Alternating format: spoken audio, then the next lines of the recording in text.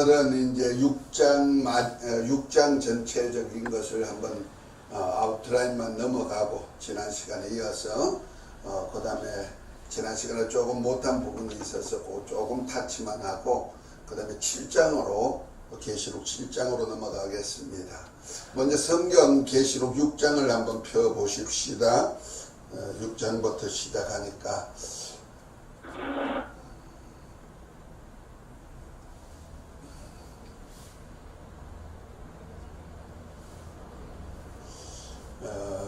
계시록 2장 3장은 7교회에다가 한 요한의 편지 7교회에 대한 얘기가 나오죠.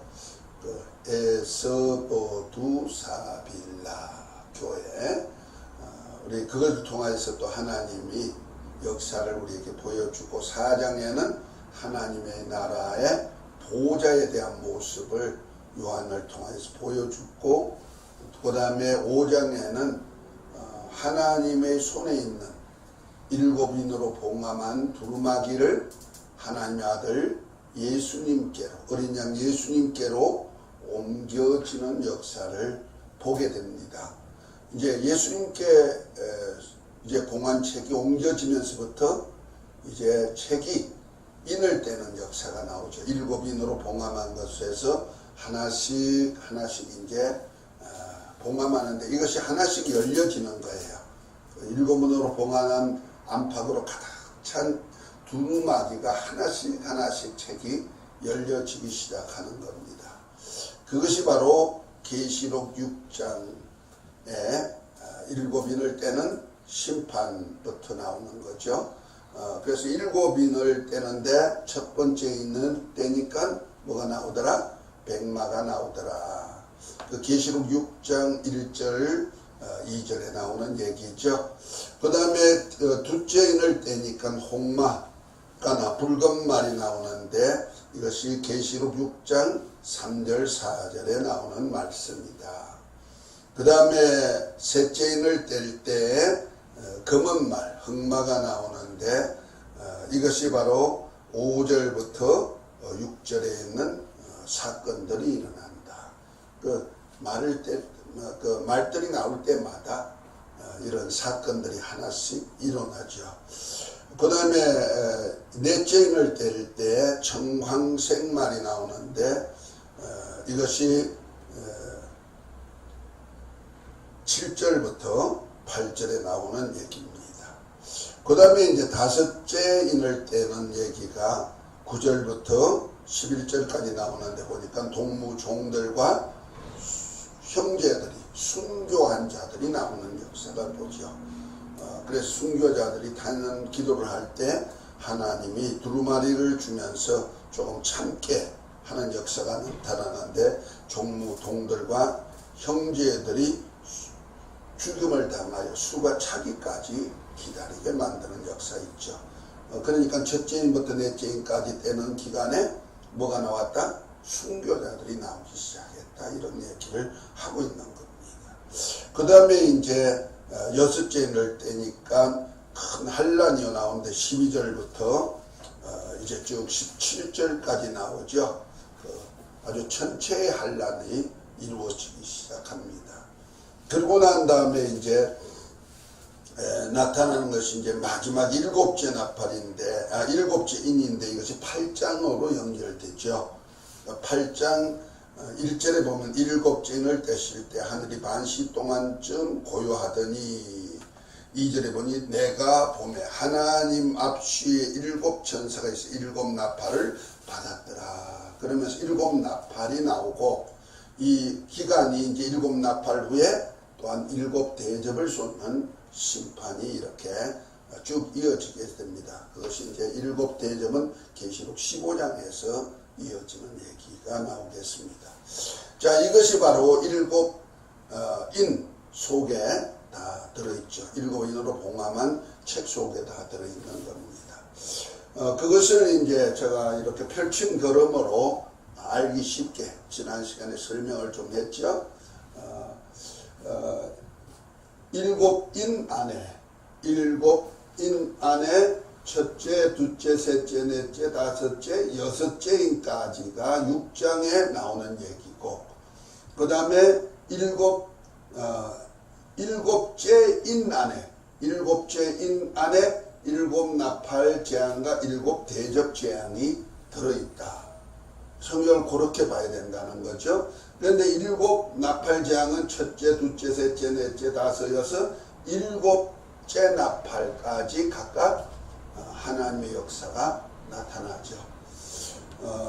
첫째 인을 뗄 때, 이 첫째 나팔을 불 때 땅에 피 섞인 우박과 불로 땅의 수목 3분의 1이 사라지는 역사가 있고, 바다 둘째 나팔을 불 때 바다 불 붙는 큰 산에 던져져서 내생물 3분의 1이 소멸되고, 그 다음에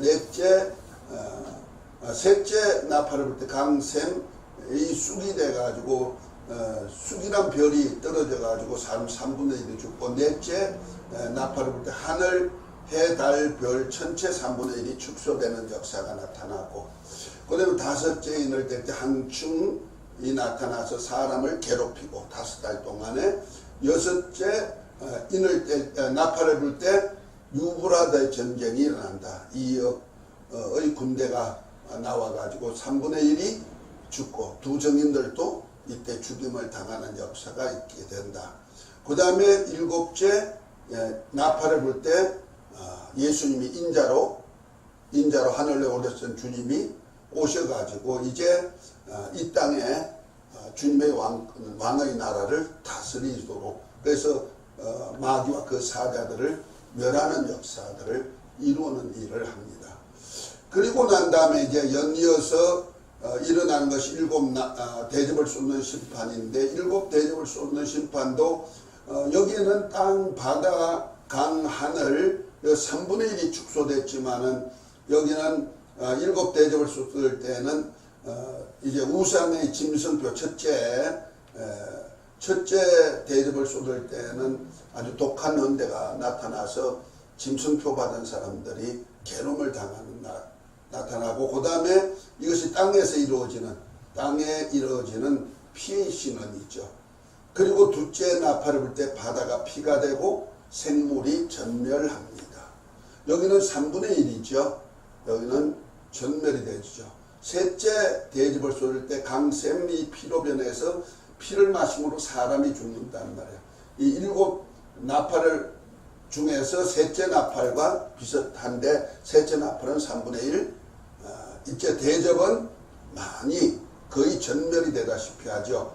그 다음에 넷째 대접을 쏠 때 하늘이 침을 받아 태양이 뜨거워져서 사람을 태워 죽이는 역사가 나타나요. 그래서 대접 심판 때는 거의 자연계가 사람이 살 수 없을 정도로 폐허가 되죠. 피폐해지고, 그 다음에 이제 다섯째 나팔 때 짐승의 보좌에서 어두운 질병으로 큰 고통을 당하고, 여섯째 하면 귀신들의 영이 아마겟돈으로 왕들을 보내서 이제 아마겟돈 전쟁을 하게 되고, 그 다음에 일곱째 이제 대접을 쏟을 때 번개와 지진과 우박으로 인해서 군대가 죽고 바벨론이 멸망을 당하는데, 이 여섯째 대접과 일곱째 대접 그 사이에 어린 양의 혼인잔치가 있게 될 것을 성경을 보면 얘기합니다.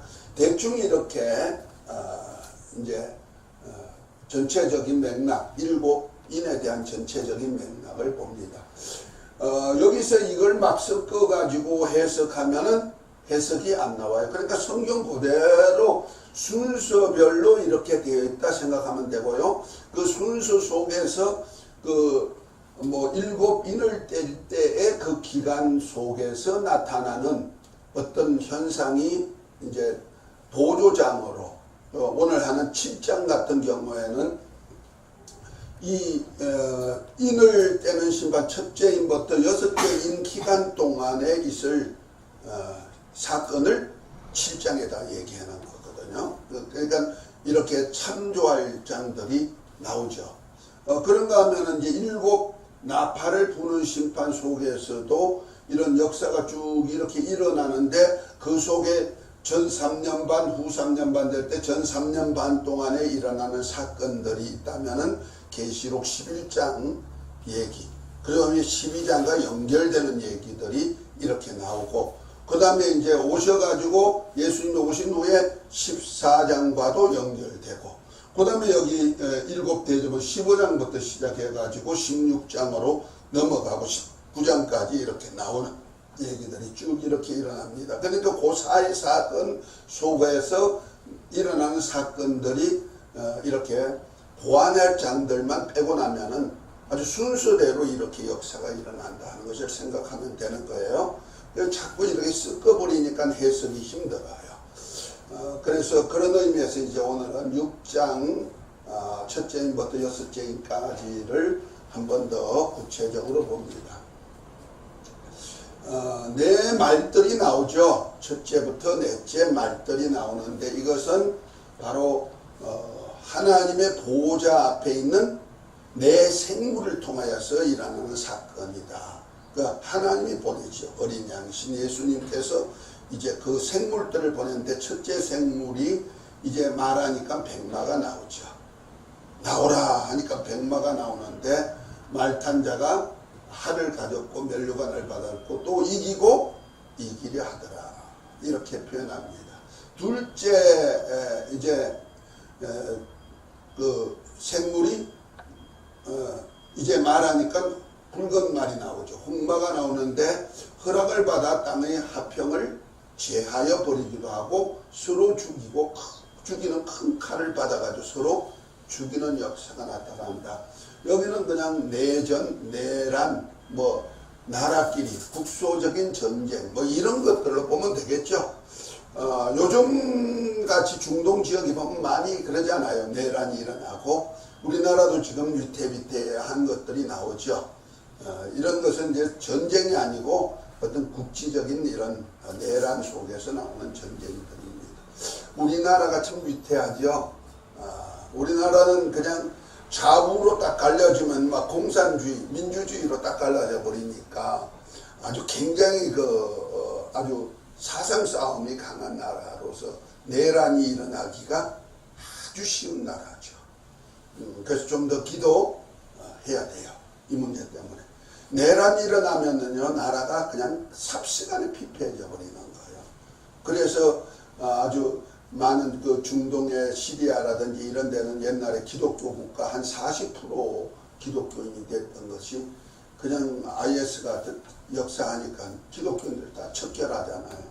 그러니까 다 이제 배 타고 그냥 아주 디아스포라가 되듯이 다른 데가 다 피신해가고 아주 나라가 엉망이 돼버리잖아.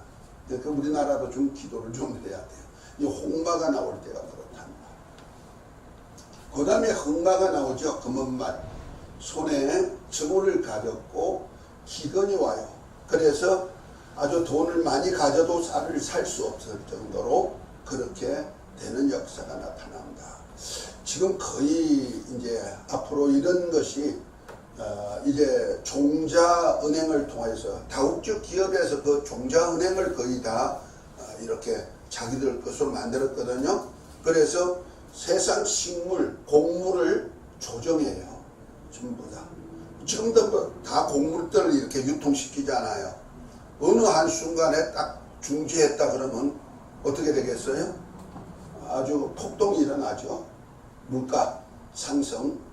그러니까 이거 법적으로 제도적으로 저울이라는 얘기가 이제 물건을 달 수 있는 중량을 다는 그런 것도 되지만은 우리가 법으로 다스릴 때를 뭐라고 그래요? 저울을 많이 표시하죠. 그 법적 제도 속에서 기근이 오는 거란 말이야. 그래서 아주 작은 그 보리나 밀을 사도 엄청난 돈을 들여서 살 수밖에 없을 정도로 그렇게 이제 곡물을 가지고 조정할 때가 곧 온다고 보면 되는 겁니다. 그 다음에 넷째 짐승이 생물이 말하니까 청왕생말이 나오는데 그 청왕생말이 나올 때 굉장한 그 역사가 일어난 것 같아요. 그래서 그 청왕생말의 이름이 뭐냐면 사망인데 엄부가 뒤따르더라. 그래서 엄부는 뭐야? 흑암의 권세죠. 지금 우리가 사는 땅이 엄부예요. 권세에 속하기도 합니다. 그리고 땅 4분의 1의 권세를 받아가지고 누가 사망이란 이름을 가진 자가 땅 4분의 1의 권세를 가지고 금과 흉년과 사망과 땅의 짐승으로 죽이더라 했어요. 이 금이 어디입니까? 여기 나오죠. 큰 칼이 나오죠. 금과 그 다음에 흉년이 어디요? 흑마 때 흉년이 나오지 않습니까? 그죠? 그 다음에 뭐가 따라와요? 사망이 따르다. 흑마 청황색 말이 나오는데 사망이라는 것이 나온다는 말이에요. 그 다음에 땅의 짐승으로 사람을 죽이더라고요. 이 땅의 짐승이 이제 문제가 나오죠. 근데 땅의 짐승이 어디 나옵니까? 계시록 13장에 보면은 바다에서 나오는 짐승, 그 다음에 땅에서 나오는 짐승이 나오죠. 바다에서 올라오는 짐승은 바다에서 나오는 짐승은 7머리 10뿔을 가진 적그리스도를 얘기한다면은 13장 9절부터 나오는 땅에서 올라오는 2뿔 가진 짐승이 있죠. 이것이 바로 적그리스도 우상화 시켜가지고 666표를 받게 하는 장본인이 되는 거예요. 이해가 됩니까? 지금 땅의 짐승으로 사람을 죽이는 역사가 나타났다는 거 아니에요. 그러니까 금과 흉년과 사망과 땅의 짐승이다. 그러니까 뭡니까? 내란도 일어나고 환란도 오고 내란도 일어나고 곡물로 인해 가지고 막 사람들로 막 죽기도 하고 계도적으로 그런가 하면 이제 그 속에서 이제 사망의 권세자가 시두르면서 사람을 막 죽이기 시작하는데 땅의 4분의 1의 권세를 얻어가지고 이런 역사를 한다는 거 아니에요. 합법적인 권세를 얻었단 말이에요. 이 권세를 가지고 휘두를 자가 누구겠는가 하는 얘기 있죠. 그 다음에 이제 금과 흉년과 사망과 땅의 짐승으로 막 사람을 죽이는 역사를 나타나죠. 그래서 이걸 통하여서 이제 많이들 죽는데 이것이 이제 666 짐승표가 나옵니다. 그래서 이마나 손에 표를 받게 하는 역사가 나타나는데 그것이 계시록 13장 16절 17절에 보면 제가 모든 자 곧 작은 자나 큰 자나 부자나 빈궁한 자나 자유한 자나 종들로 그 오른손이나 이마에 표를 받게 하고 누구든지 이 표를 가진 자 외에는 매매를 못하게 하니 이 표는 곧 짐승의 이름이나 그 이름의 수라 그랬죠. 이것 가지고 뭐예요? 흉년을 통하여서 매매하는 제도권을 만들고 이 표를 받게 한다는 얘기죠. 짐승을 통하여서 짐승표를 받게 하는 역사가 나타난다. 언제? 넷째 인을 뗄 때부터 시작되는 것이다. 그 다음에 이제 다섯째 인을 뗄 때 보니까 순교자들의 얘기가 나오죠. 자, 계시록을 다시 한번 넘어갑니다. 우리 계시록 6장을 한번 봅니다. 자, 계시록 6장 9절부터 12절부터 다섯째 인을 뗄 때니까 자 9절부터 자 시작. 다섯째 인을 떼실 때 내가 보니 하나님의 말씀과 저희 가진 증거를 인하여 죽임을 당한 영혼들이 제단 아래에 있어 큰 소리로 불러 가로되 거룩하고 참되신 대주제여 땅에 거하는 자들을 심판하여 우리 피를 신원하여 주지 아니하시기를 어느 때까지 하시리니까 하니 각각 저희에게 흰 두루마기를 주시며 가라사대 아직 잠시 동안 시대 저희 동무 종들과 형제를 또 자기처럼 죽임을 받아 그 수가 차기까지 하라 하시더라 그랬죠. 여기 보니까 아까 넷째 인을 뗄 때 역사가 이제 다섯째 인에서 순교자로 나타나는 거죠. 그러니까 넷째 인까지 첫째 인부터 넷째 인을 뗄 때 네 말이 나올 때 어떤 역사가 나타난다? 순교자들이 나타나기 시작한다는 거죠. 그런데 그 순교자가 죽임을 당한 종과 형제다. 종과 형제다. 그 두 무리가 있다는 거죠. 종의 무리가 있고 형제의 무리가 있다는 거죠. 그래서 이 순교자 동무 종들과 형제들이 하나님의 입 맞는 수가 찰 때까지 좀 기다리게 만드는 역사가 있죠. 그러면 보세요. 분명히 순교자가 나오는데 죽음을 당한 종과 형제들인데 이들이 순교할 동무 종들과 형제들 수가 차기까지 이렇게 기다리라 그랬죠. 그러면 종이 누구고 형제가 누구고 이것이 좀 우리가 계시록을 푸는데 굉장히 중요한 하나의 이슈가 되는 거예요. 자, 똑같은 비슷한 얘기 속에서 여기 보면 동무 종들과 형제들에 대한 얘기를 또 비슷한 내용으로 얘기한 데가 어디냐면 계시록 11장을 한번 봅니다. 11장에 보면은 예수님이 일곱째 나팔을 불 때 예수님이 공중에 강림하시죠. 그래서 11장 15절에 보면 일곱째 천사가 나팔을 불매 하늘에 큰 음성이 나서 가로되 세상 나라가 우리 주와 그 그리스도의 나라가 되어 그가 세세토록 왕노릇 하시리니 하면서 이제 그때 우리 주님이 하시는 사역이 뭐냐면 17절에 가로되 감사함나니 옛적에도 계셨고 시방도 계신 주 하나님 곧 전능하신 이여 친히 큰 권능을 잡으시고 왕노릇 하시도다 하면서 18절에 보니까 이방들이 분노하며 주의 진노가 임하여 죽은 자를 심판하시며 종 선지자들과 성도들과 또 물은 대수하고 주의 이름을 경외하는 자들에게 상 주시며 또 땅을 망하게 한 자들의 멸망시키실 때로 소이다 하더라. 이렇게 얘기하죠. 여기서는 뭐가 나옵니까? 선지자들과 성도들이 나오네요. 그렇죠? 그러면은 아까 계시록 6장 11절에 보니까 흰 두루마기를 주시면서 잠시 동안 시대 저희 동무 종들과 형제들의 수가 차기까지 하라. 그럼 종들과 형제가 나오죠.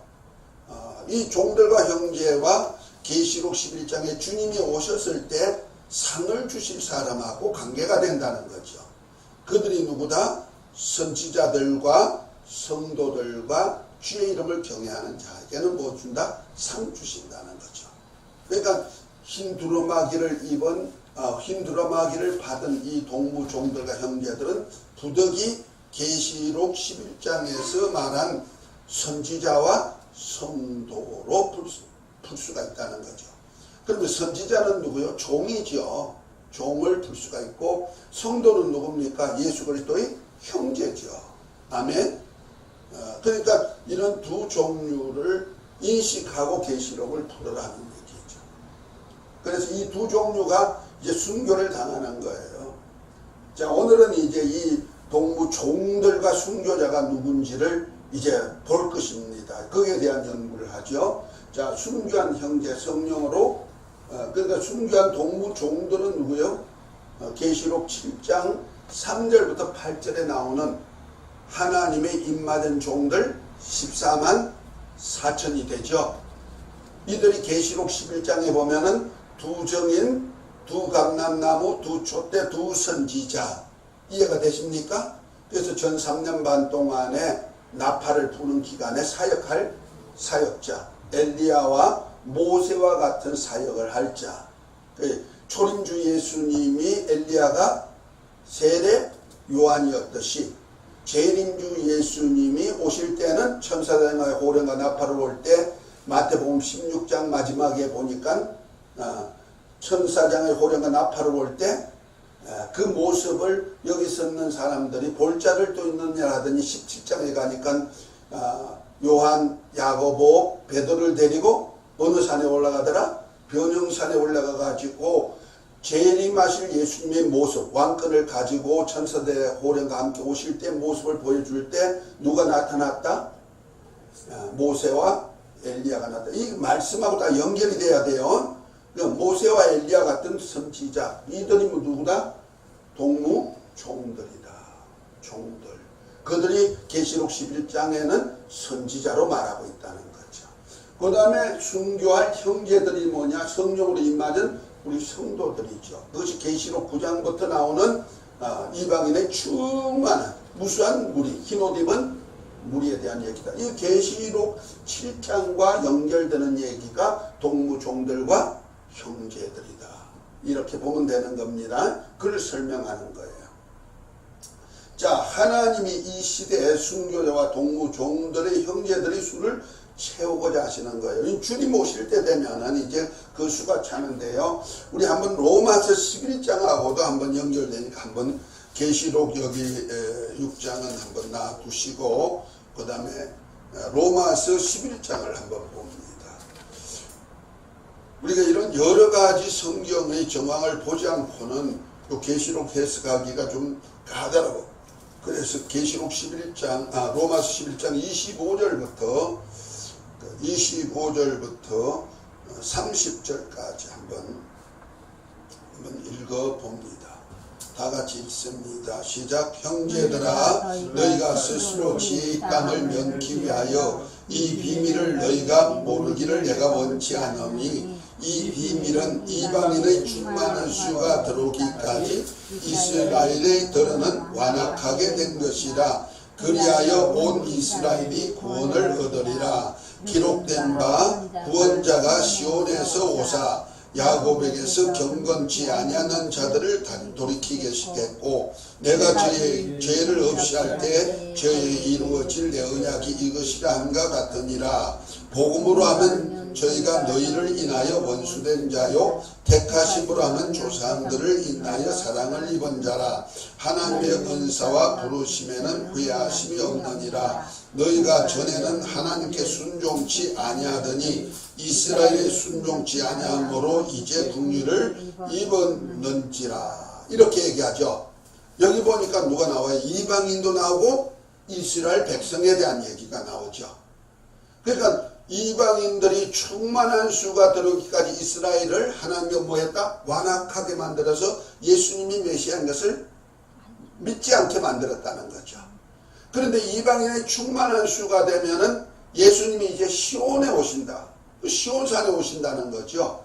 그것이 계시록 14장 1절부터 5절까지 이루는 얘기입니다. 그 어린 양이 14만 4천과 함께 시온에 오는데 그 어린 양을 따라오는 14만 4천이 누구냐? 어린 양이 어디로 인도하든지 따라가는 그러한 종들이라 이런 얘기죠. 요거 얘기를 지금 하고 있는 거예요. 그때 온 이스라엘이 구원을 얻는다. 그 전까지는 이스라엘이 뭐한다? 완악해진다는 거죠. 그래서 우리 주님께서도 제자들에게 전도를 시키면서 하신 말씀이 너희가 이스라엘 나라를 동네를 다 돌지 못하여서 인자가 오리라 그랬죠. 그러니까 이스라엘 나라 온 복음이 전해졌을 텐데도 왜 그런 말씀을 하셨을까? 말세가 되면은 이스라엘이 좀처럼 안 믿는데 어디 오시면 다 믿게 만든다? 시온산에 딱 오시면. 근데 그 전에 전 3년 반 동안의 동무종들, 이 종들이 전 3년 반 동안에 예수님 메시아신 것을 막 전하죠. 그들은 성전을 세우고 한 자를 메시아로 섬기는 그들에게 아니다. 그는 적그리스도다. 그리스도가 아니다. 예수님이 시온에 오시는데 가심을 본 그대로 오신 그분이 메시아다. 전에도 안 믿어요. 결국 그것 때문에 일으키는 전쟁이 유브라데 전쟁이고요. 그래서 그들을 죽이죠. 핵전쟁, 생화학전쟁이 한꺼번에 일어나죠. 거기서 큰 전쟁이죠. 그래서 사람 3분의 1, 2만만의 군대가 동원돼서 3분의 1이 죽는 전쟁. 그때 14만 4천이 죽게 되죠. 죽었다가 사흘 반 만에 하나님의 생기가 드러나서 살아나서 올라오라 하니까 들려 올라가다가 마지막 7째 나팔에 주님이 오실 때 만나서 어디로 와? 시온산에 오시는 거예요. 그것이 사도행전 1장 6절부터 이어지는 얘기. 뭐 성경 이렇게 보면 다 이해가 돼요? 그래서 6절부터 보면은 예수님이 부활체를 입고 600여 형제가 성도가 모인 앞에서 주여 이스라엘 나라를 회복하님이 이때입니까 하니까 뭐랍니까? 때와 기한은 아버지의 권한에 있으니 알 바가 아니다 하시고는 너가 성령이 하면 권능을 받아서 예루살렘과 온 유대와 사마리아 땅끝까지 이런 데 정인이 되라 하시고 그 형제들이 보는 앞에서 하늘로 올라가시죠. 올라갈 때 그 천사 둘이 뭐라고 얘기해요? 갈릴리 사람들아 어찌야 하늘을 쳐다보느냐. 하늘로 올리신 예수님 가심을 본 그대로 다시 오시다. 가심을 본 그대로 다시 오셔. 대한민국에 오신다?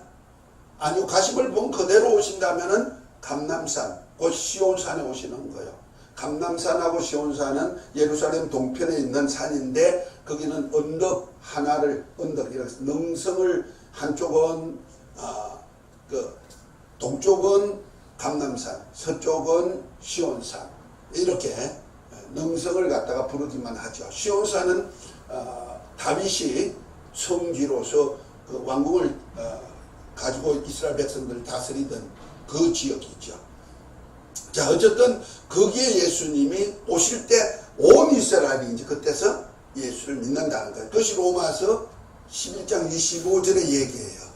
그래서 조상들 때문에 하나님이 그들에게 은혜를 베푼다 하는 얘기를 지금 하고 있는 거예요.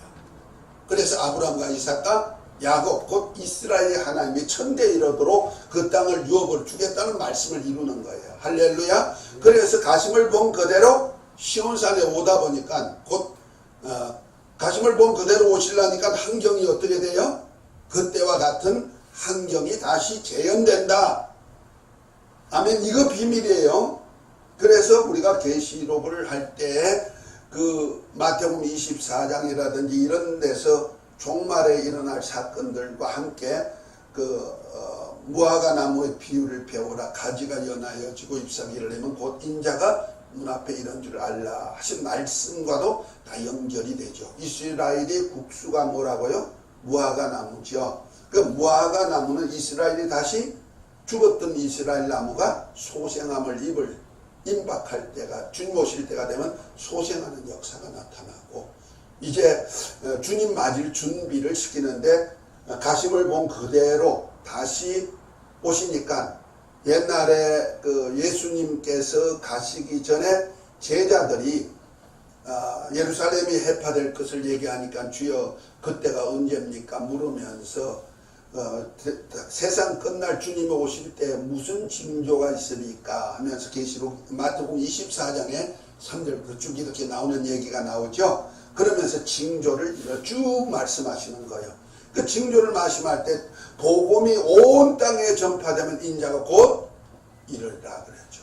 그 복음이 전파된 그들이 누구냐면 바로 형제들이란 말이야. 이방인의 충만한 수가 되는 거예요. 이것이 이제 그걸 알아야 계시록 7장에 두 무리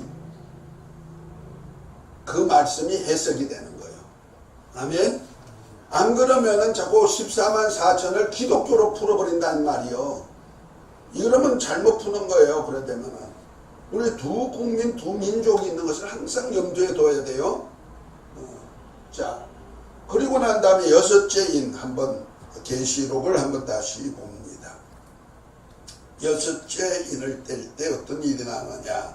12절부터 이제 마지막까지 읽습니다. 시작. 내가 보니 여섯째 인을 떼실 때 큰 지진이 나며 해가 총단같이 검어지고 온 달이 피같이 되며 하늘의 별들이 무화과 나무가 대풍에 흔들려 선과실이 떨어진 것 같이 땅에 떨어지며 하늘이 종이축이 말리는 것 같이 떠나가고 각 산과 섬이 제자리에서 옮기우매 땅의 짐승들과 임금들과 왕족들과 장군들과 부자들과 강한 자들과 각종과 자주자가 굴과 바위 틈에 숨어 산과 바위에게 이르되 우리 위에 떨어져 보좌에 앉으신 이 나테스와 어린 양의 진노에서 우리를 가리우라 이렇게 한다 그러죠.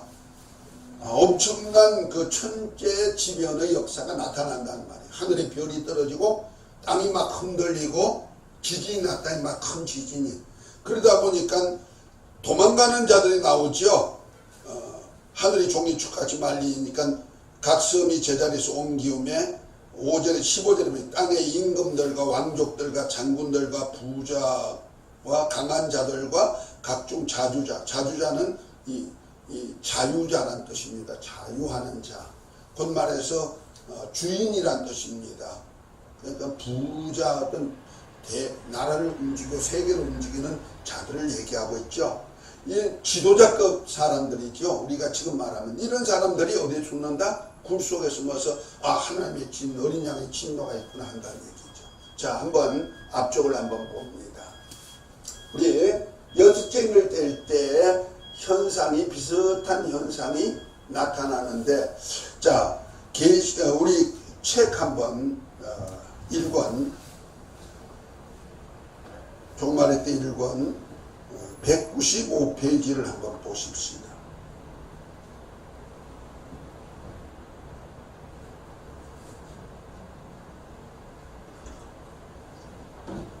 거기 보면은 제일 그림이 있죠. 태양계 전체 그림 소행성 때 해가지고 좀 잘 보이나 모르겠네. 봐요? 이거 봐야 알아. 1권이 한 권 있어. 없어요?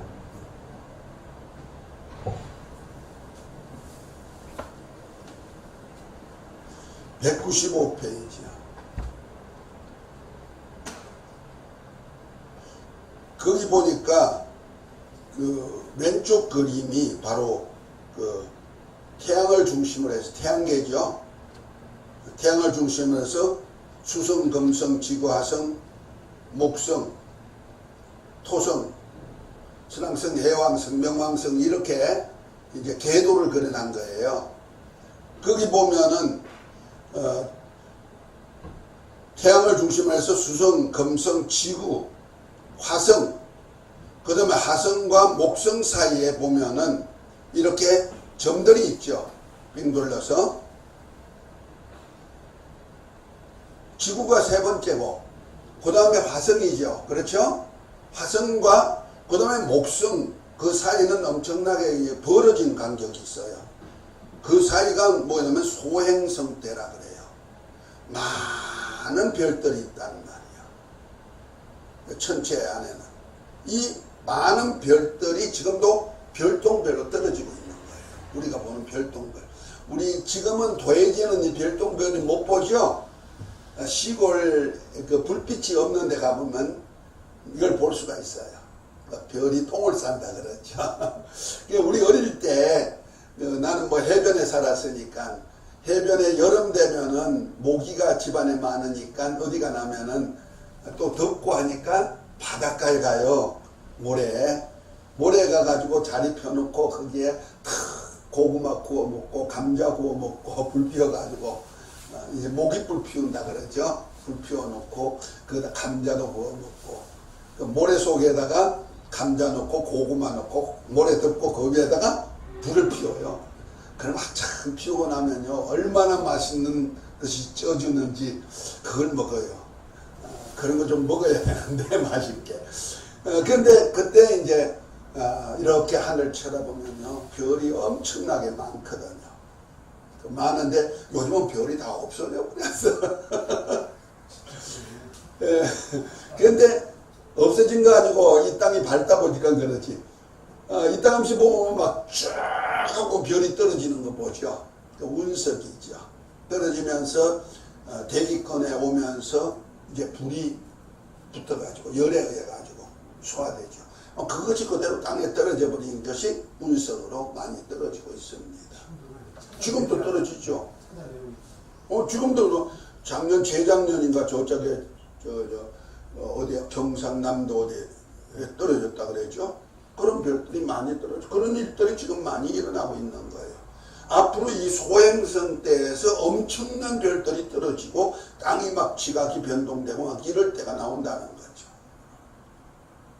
이때가 큰 한란은 아니에요. 이런 현상을 잠깐 나타내 보여준다는 얘기죠. 그래서 계시록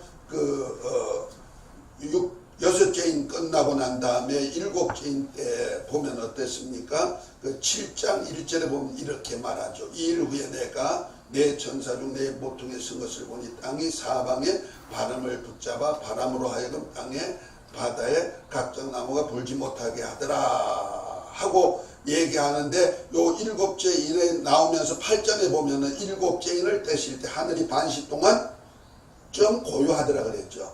그러니까 이 한란 여섯째 인 때에 막 별이 떨어지고 그 다음에 땅에 막 갈라지고 그래서 지구의 지도자들이 굴 속에 막 숨어 들어가고 그러한 역사가 일어났다가 잠시 동안 이제 일곱째 인을 떼실 때 되면은 일곱 나팔을 이제 불기 시작하잖아요. 그 전에는 어떤 현상이 나타난다? 반시 동안 고요해지더라. 그러니까 이런 첫째, 여섯째 인을 떼는 심판이 잠깐 일어난다 이런 얘기를 하고 있는 거예요.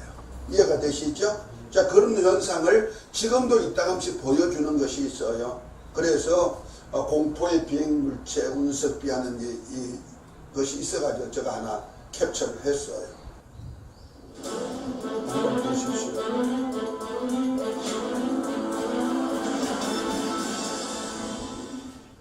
러시아 동부지방에 운석 덩어리가 비처럼 쏟아져 주민 수백 명이 다쳤습니다.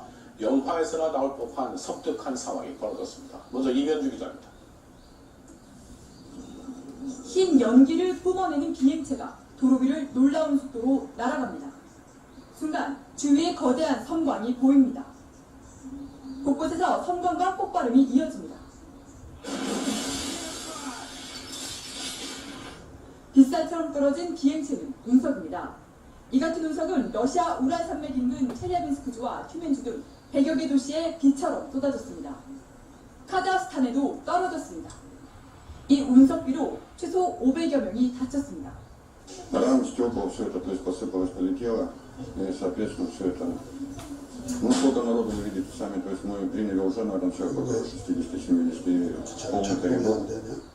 한 공장의 지붕 600평방미터가 순식간에 무너졌고 충격파로 아파트와 빌딩 유리창이 부서졌습니다. 학생들은 긴급 대피했고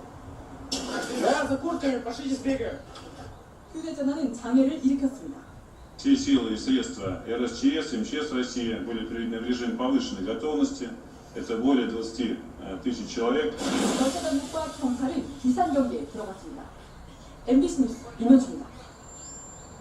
운석이 떨어져서 사람이 다친 것은 이번이 처음이 아니지만 이렇게 많은 사람이 다치는 보기 드문 일입니다. 20세기 이후 발생한 운석 충돌의 역사를 전동혁 기자가 보도합니다. 2003년 9월 27일 인도 동부 오리사주 마을 주민 20여 명은 하늘에서 떨어진 불덩어리에 크게 다쳤습니다. 저녁 하늘이 밝아지더니 갑자기 운석 여러 개가 떨어진 겁니다. 기록상 운석에 맞아 죽은 최초의 생명체는 1908년 이집트에서 하늘을 바라보던 개였고 1938년 미국에선 운석 8개가 목장에 떨어져 소가 크게 다치기도 했습니다. 20세기 들어 가장 큰 폭발을 일으킨 운석 충돌은 1908년 시베리아에서 일어났습니다. 퉁구스강 근처에 지름이 30에서 50m에 달하는 거대한 운석이 폭발해 2000제곱킬로미터에 달하는 면적이 초토화됐습니다. 매일 지구에 돌진하는 우주물체는 무려 100톤, 1시간에 수백 개씩 떨어지는 게 보통이고 심할 경우 시간당 10,000개 이상 폭우처럼 쏟아지기도 합니다. 작은 조각은 대기권에서 불타 사라지지만 크고 남은 일부 운석이 땅에 떨어지면서 이번처럼 피해를 내는 겁니다. 하지만 사람이 운석에 맞을 확률은 로또 당첨 확률보다도 낮은 1300만 분의 1로 매우 드물다고 천문학계는 분석하고 있습니다. MBC 뉴스 전동혁입니다. 이 시각 현재 축구장 반만한 소행성이 지구를 향해 무섭게 다가와 8시간 뒤면 인공위성보다 낮은 고도로 지구를 스쳐갑니다. 관측사상 지구에 가장 가깝게 접근하는 소행성이어서 천문학계가 바짝 긴장하고 있습니다. 이정신 기자입니다. 지구 대재앙의 유력한 시나리오로 거론되는 소행성 충돌 딥 임팩트.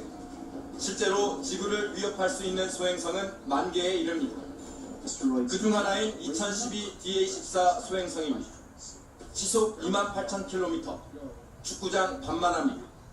8시간 뒤인 내일 새벽 4시 20분경 인공위성들보다 8,000km 더 지구에 근접합니다.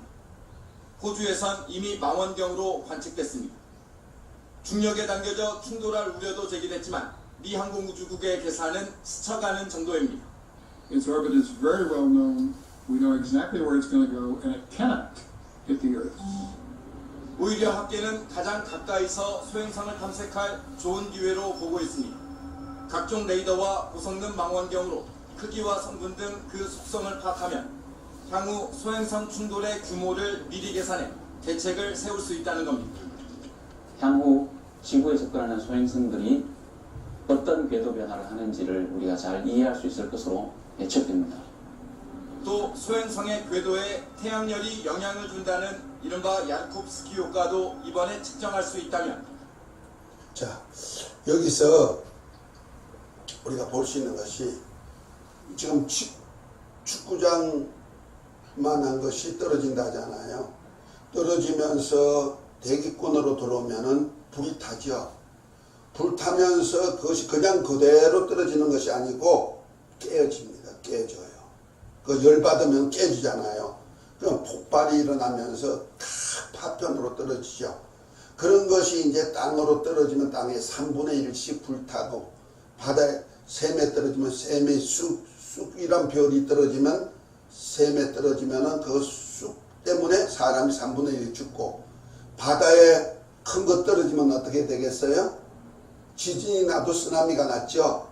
떨어져 버리면은 그 쓰나미 같은 현상은 땅 3분의 1이 생물 3분의 1이 죽는다는 거 아니에요. 그런 역사들을 지금 다 그렇게 일어났다. 그래서 성경에 나오는 얘기가 그냥 자연과도 관계가 없는 것이 아니고 다 자연 안에서 나오는 재앙들이 있다는 거죠. 이것이 7 나팔 중에서 재앙으로 나타나는 것이 첫째, 둘째, 셋째, 넷째 나팔들까지가 재앙으로 나타나죠. 그리고 5째 나팔도 재앙으로 이제 화가 되기 시작하고 6째 나팔도 화가 되고 이렇게 되는 거예요. 그러니까 이런 것들이 벌써 천체에서 다 하나님께서 창세전에 이런 것들을 다 준비했다. 어쩌면 화성과 목성 사이에 소형성 때를 왜 두었을까? 그렇죠? 다 이런 역사 속에서 하나님이 하실 일을 이렇게 준비를 다 시켜놓은 거예요. 참 오묘하죠? 이제 과학적으로 우리가 다 증명이 되고 이런 것들이 좀 하나씩 떨어지면서 이런 현상이 있을 거야 하고 우리에게 경각심을 주고 성경의 말씀이 이루어지는 것도 보여지죠. 특별히 우리가 베드로후서 3장에 보면은 이 우주는 큰 소리로 떠나가고 땅은 불에 체질이 녹아버린다고 그랬죠. 우리가 사는 땅이 불이란 말이요. 이해되세요? 우리가 사는 땅이 불인 것을 우리 땅 밑으로 들어가면 뭐가 있어요? 화산같이 폭발을 한번 하면은 음모가 있어가지고 그것이 나타나잖아요. 그래서 너 땅 속에 뭐가 있다, 불이 있다 알려주는 사건이 화산이 터지는 것으로서 알 수 있는 거예요. 그리고 보세요. 지구가 대기권 1307kg의 압력 속에서 이렇게 있다 보니까 눌려가지고 있지, 나중에 천체가 무너져 버리면은 자연계의 어떤 전체가 무너지면 무중력 상태가 됐다. 그렇게 되면 어떻게 하겠어요? 뒤집어져 버리죠. 그래서 땅이 불의 체질이 녹아버린다는 얘기가 그대로 나오는 거예요. 또 우주가 큰 소리로 떠나간다. 이거 어떻게 우리가 상상할 수가 있어요? 그런데 아인슈타인은 그 상대성 원리 가지고 벌써 측정을 했는데 우주는 팽창하는 비눗방울이다 그랬거든요. 그래서 아인슈타인 당시에 지구가 반지름 72억 광년이다 그랬어요. 그 지구가 가운데 있다고 생각하고 그 지구 이게 물로 형성됐는데 그 물이 비눗방울처럼 자꾸 팽창된다는 거예요. 그래서 72억 광년이 되던 것이 요즘 나사에서는 100억 광년 그 뒤에도 별이 있다 그러죠. 그럼 점점 팽창된다는 얘기가 나오죠. 그러다가 어느 순간에 하나님이 이 세상 끝내야 되겠다고 떠나가라 그러면 어떻게 해요? 큰 소리로 뻥 하고 터져간다는 거 아니에요. 그런 것들이 성경에 다 얘기와 자연계하고 맞물려 있는 거예요. 그러니까 우리가 성경은 자연계는 자연이고 과학적인 거고 성경은 성경이다 이렇게 해석하면 안 되는 거예요. 자, 그 속에서 이제 오늘 계시록 7장으로 넘어가겠습니다. 자, 계시록 7장을 한번 우리 함께 쭉 읽어봅니다.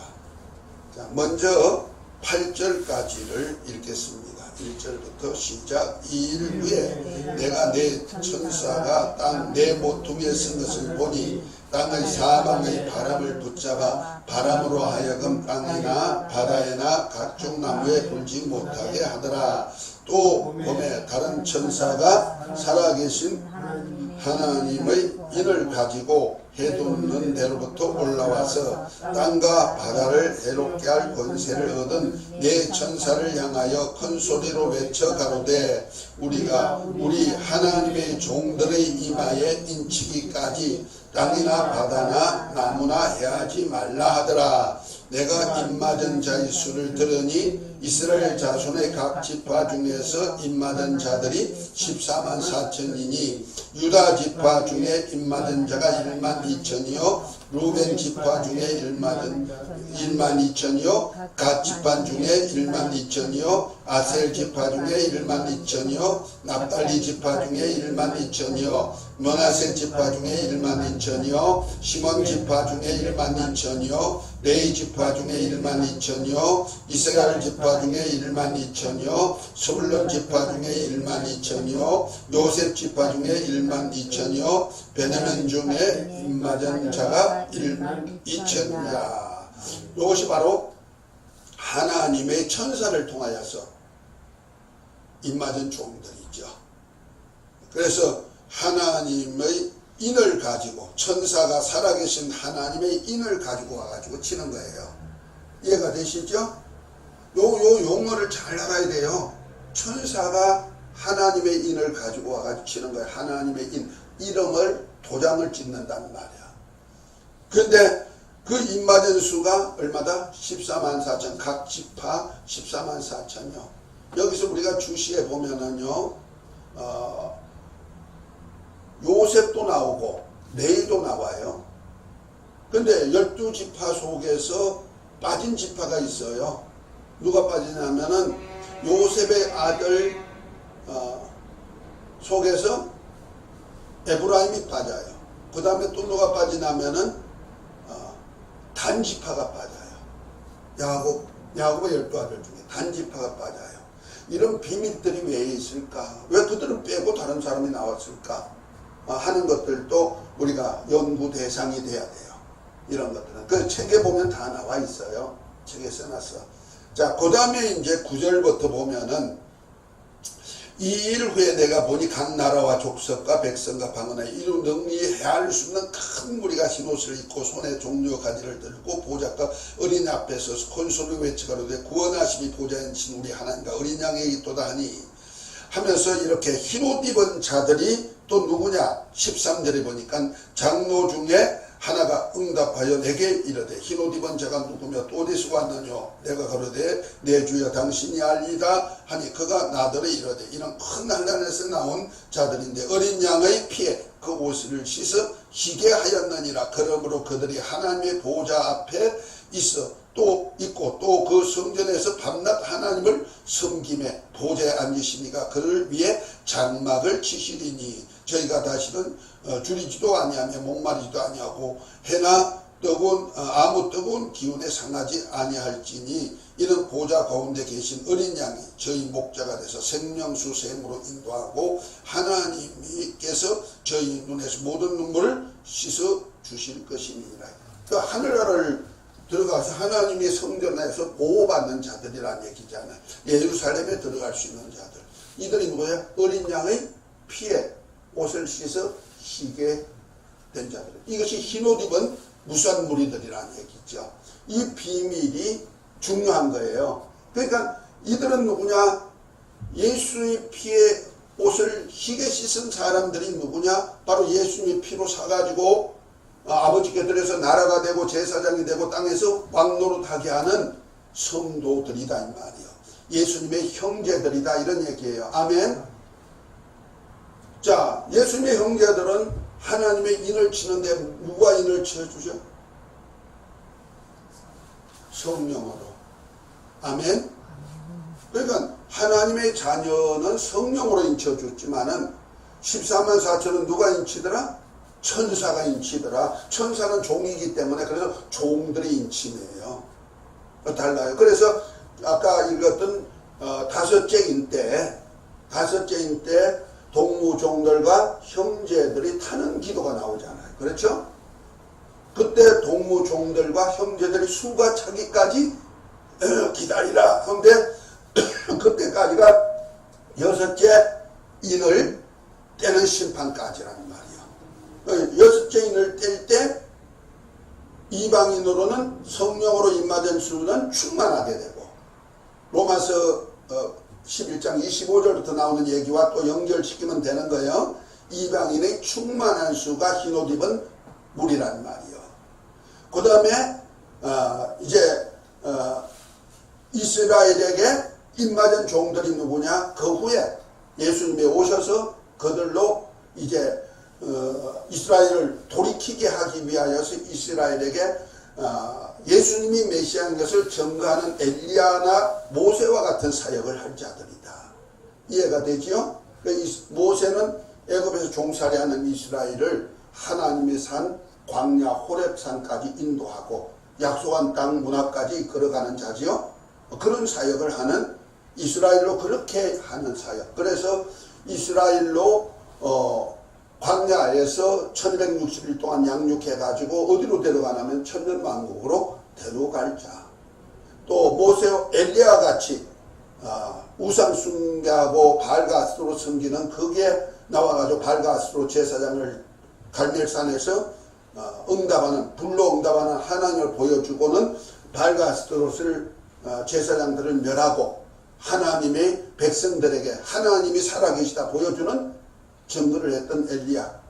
그가 이라 초림주 예수님을 증거했던 세례왕과 같은 사역을 할 자, 이런 뜻으로 생각하면 되는 거예요. 이런 두 증인들이 나타난다는 말이에요. 그것이 바로 14만 4천이다 생각하면 되는 거죠.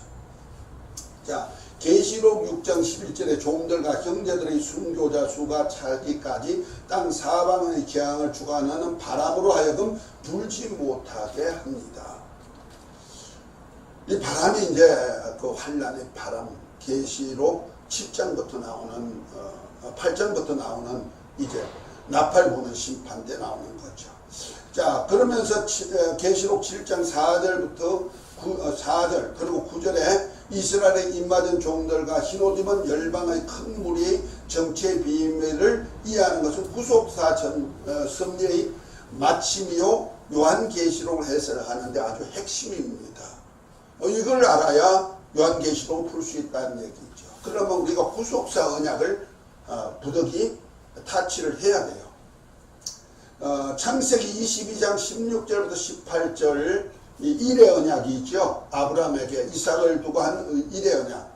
거기에 보면은 뭐라 했으면 내가 내게 큰 복을 주고 내 씨로 크게 성하여 하늘의 별과 같고 바닷가의 모래 같게 하리니 내 씨가 그 대적의 문을 얻으리라. 또 내 씨로 말미암아 천하 만민이 복을 얻으리니 내가 나의 말을 준행하였음이라 하셨더라 하니라. 이렇게 얘기했죠. 요 비밀을 알아야 또 계시록이 풀려간다 이런 얘기죠. 하나님은 스스로 한 것이 없죠. 다 선지자들로 미리 알게 하시고 그대로 이루어 가시죠. 자, 제가 이제 늘 이 구속사를 할 때 이걸 보여주는 사건들 바로 이겁니다. 특별히 이제 이 제사 시대 때 일의 언약, 이삭을 두고 이삭 제사를 통해서 일의 언약을 하신 그때 언약인데 그 언약이 뭐요? 첫 번째가 내 씨로 성하여 하늘의 별처럼 바다의 목을 갖게 하리라. 아브라함의 혈육의 후손을 창대케 해주겠다 이런 약속이 있죠. 창세기 15장과도 연결된 얘기죠. 그 다음에 두 번째 언약이 내 씨로 대적의 문을 얻으리라 그래요. 대적이 뭐요? 하나님의 원수죠. 원수의 문은 뭐요? 권세. 그 마귀의 권세. 마귀와 그 사자들의 권세. 적그리스도와 그 사자들의 권세를 멸하고 예수님이 왕노릇 하겠다는 얘기죠. 그것이 두 번째 언약. 그 옛뱀 마귀를 멸하고, 그 다음에 세 번째, 내 씨로 인하여 천하만민이 복을 얻으리라. 그 천하만민이 복을 얻는 역사가 있어야죠. 자, 이 역사를 누구를 통해서 이루느냐? 예수 그리스도를 통해서 이루어 가시는 거예요. 내 씨로 인하여서 그렇다 그랬죠. 그죠? 내 씨가 누구요? 예수님이죠. 그래서 십자가 사건을 통해서 언약을 다 이루셨죠. 이루시고 난 다음에 천하만민이 복을 받는 역사가 바로 은혜 시대에, 우리 시대에 이루어지고 있잖아요. 아멘. 그래서 하나님의 아들들이 되는 복이죠. 그것이 에베소 1장 3절부터 하늘에 속한 신령한 복이라고 말하죠. 아멘. 그래서 하나님의 아들들, 그리스도 안에서 하나님의 아들들이 되는 복이란 말이에요. 그러니까 우리가 천국을 유업하는 복은 아들들에만 있는 거예요. 그 다음에 환란 시대에는 어떤 역사가 나타나느냐? 대적의 문을 얻는다 그랬어요. 그 옛뱀 마귀와 그 사자들을 멸하고 예수님이 권세를 잡는 데죠. 그래서 환란 시대가 되면은 이제 알곡과 죽정이를 갈라내고 가라지와 곡식을 갈라내는 역사, 이 환란 시대 역사죠. 그래서 예수님이 오셔가지고 재림하셔서 왕으로 다스리는 때가 바로 환란 시대의 전후를, 예수님 오시기 전후를 통해서 이루어지는 사건, 7년 동안 있는 환란에, 이때 대적의 문을 얻는 역사가 나타나죠. 그 다음에 내 씨로 말미암아 하늘의 별처럼 성하여, 내 씨가 그에 성하여 하늘의 별과 바다의 모래 같게 하리라 했던 창대케 한, 예수님을 통하여서 창대케 하는 역사가 재림주 예수님이 오셔가지고 천년시대를 통해서 이루어가는 거예요. 아까 봤지만은 이 환란 시대 나팔 7대접 때는 이 땅이 거의 생활할 수 없는 데가 되죠. 그것 가지고 천년 동안 사람이 어떻게 자식 먹고 살아요? 안 되죠. 그래서 휘년을 두는 거예요. 휘년. 뭐요? 옛날처럼 돌이키는 때. 그래서 안식년 7번 지나고, 그러니까 77에 49, 안식년 7번 지나고 제 50년째 되는 해는 뭐다? 휘년으로 두었단 말이에요. 휘년을 두면 옛날 상태로 다 복원시키는 거예요. 땅도 사람도 다 복원시키는 역사가 있죠. 그 휘년 역사를 통하여서 천년시대와 이어가는 거예요. 그래서 다니엘서 보면 45일 동안에 휘년의 역사가 있어. 그래서 땅이 완전히 변화돼 버려요. 하늘도 변화되고. 그래서 새하늘 새 땅이 이 땅에서, 우주에서 만들어지는 거예요. 우리가 사는 땅에서. 그래서 천수를 하게 되는 거예요. 그것이 계시록 창세기 5장에 나오는 아담 족보 있죠? 그때와 똑같은 천수하는 세상이 나오기 시작한다. 아멘. 그 하나님의 역사는 그러한 절기, 옛날에 여기서는 내가 설명을 안 했습니다만, 절기를 설명할 때 이거 다 같이 계시록과 다 연결을 다 시켜줬어요. 그러니까 주님이 하시는 모든 사역은, 주님과 관계된 사역은 뭐 절기라든지 또는 이런 언약이라든지 이런 것들, 70일의 언약이라든지 이 비밀이라든지 이런 것들은 다 종말과 연결된 것이란 말이에요. 이런 것들을 모르고 구속사를 풀 수가 없고 계시록 풀 수가 없죠. 자, 이런 관점에서 누구 천년 시대가 없어진다면 누구 만드는 시대가 없어져 버려? 아브라함에게 언약했던 내 씨로 말미암아, 내 씨로 크게 성하여 하늘의 별처럼 바다의 모래같이 많게 하겠다고 아브라함에게 이삭을 두고 언약한 언약이 없어져 버리지 않아요. 그러면 이스라엘이 하늘의 별처럼 바다의 모래처럼 창대케 한 민족, 하나님의 민족, 그것이 로마서 11장 25절부터 아까 읽었던 그 말씀, 이방인의 충만한 수가 들어오면은 그때까지 이스라엘 완악하게 했다가 예수님이 요 환란 시대 시온산에 오시면은 그 다음부터는 이제 이스라엘이 복음이 들어가가지고 그들로 한대별처럼 바다모처럼 창대케 해주는 예수님이 그 사역을 하는 그것이 없어져 버리는 거예요. 그럼 무천년주의나 이런 것들은 말이 안 되는 거예요. 다음에 후천년주의도 똑같죠. 후천년 중에 뭐예요? 천년왕국 후에 예수님이 오신다. 그러면 예수님이 오셔가지고 이스라엘 나라 내 씨로 인하여서 하늘의 별처럼 바다의 모습 창대케 한다는 말씀이 이루어지지 않죠. 그래서 역사적 전천년주의가 맞다 이런 얘기예요. 이해가 되시죠? 그래서 천년시대를 뺄 수가 없는 거예요. 이런 언약을 보면 구속사 언약을. 자, 또 아브라함에게 계시록 7장과 성경의 구속사 이스라엘 열방과 언약의 약속이 있죠. 하나님은 아브라함에게 언약하시기를 뭘 했습니까? 하나님의 백성과 후사를 설명해 줬죠. 그것이 누구요? 갈라디아서 4장에 나오죠. 자, 갈라디아 4장에 보면 아브라함이 자식이 있는데 하나는 누굴 통해서? 하가를 통하여서 혈육의 자손이 나온다는 거죠. 그것이 바로 율법 안에 양육된 하나님의 백성이에요. 그런가 하면 또 누가 나와요? 아브라함의 사라를 통하여서 이삭이 나오듯이 하나님의 약속에 의해서 나오는 후사가 있다는 거예요. 예수 그리스도를 통해서 나오는 후사. 그것이 뭐예요? 복음 안에서 열방이 다 흰옷 입은 무리들이 나온다 이런 얘기죠. 좀 이거 이해가 됩니까? 갈라디아서 4장과도 연결이 시키면 되는 거예요. 아브라함에게 두 아들이 있는데 하나는 하가를 통해서 종이 나오고 곧 율법 안에 있는 자들이란 말이에요. 그 백성이 있죠. 그 다음에 하나는 약속을 따라서 사라를 통해서 나온 약속을 따라 나온 자가 있는데 유업을 이을 자다. 아멘. 그 유업을 이을 자 자녀가 나온다는 거죠. 그러니까 모세를 통해서 율법으로 양육받은 이스라엘. 그러니까 구약 때 모습이 예수님 다시 오실 때도 율법이 살아난다 이 말이요. 어디에서? 유대인 속에서, 이스라엘 속에서 살아난다 이런 얘기죠. 그래서 구약 때 성전도 다시 재건돼요. 지금은 없죠. 주님이 다시 오실 때까지 이방인에게 밟히리라 그랬죠. 밟히는 거예요 지금. 그래서 옛날 예루살렘 솔로몬 성전의 터가 지금은 스룹바벨이 세웠던 제2성전 터에 지금 무슬림 성전이 제3성전이 세워져 있단 말이에요. 황금돔이. 그거가 이제 주님 오실 때면 그거 없어지겠죠. 언제 없어질까? 몰라요. 그거 없어지면 큰일 나는 거야 지금. 대폭발이 났어요. 전쟁이고. 그런데 사람의 힘으로는 할 수가 없어. 누가 할까? 하나님이 하시죠. 그것이 내 생각에는 그래요. 여섯째 인대다. 여섯째 인대 막 별이 떨어지고 땅이 막 갈라지고 힘센 사람들이 지구의 지도자들이 굴 속에 숨어 들어가고 그때니까 그때면 파괴가 되지 않겠는가.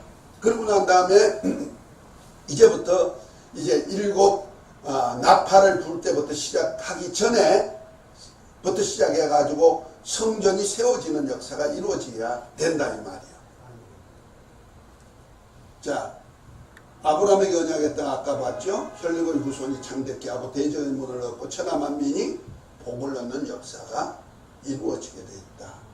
아까 종말의 비밀 로마서 11장 25절부터 29절 봤죠? 이방인의 충만한 수후에 이스라엘에게 구원이 이르는데 누가 오셔가지고 주님이 가심을 본 그대로 다시 오셔가지고 구원의 역사를 펴간다. 이해가 됐습니까? 지금까지 설명한 것이 이거예요. 자,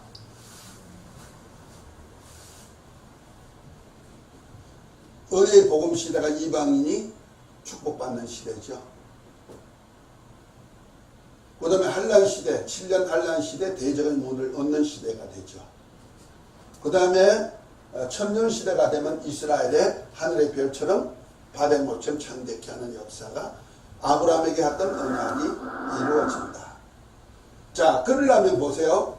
지금 은혜 시대, 이방인이 충만한 수가 들어올 그 시대 끝에가 되면은 여섯째 인이 된다 이 말이야. 이해가 됐습니까? 여섯째 인이 되면은 그리스도인의 수가 충만해지고 이스라엘에 입맞은 종 14만 4천이 차야 되는 거죠. 여섯째 인까지. 그 다음에 적그리스도 나와야죠.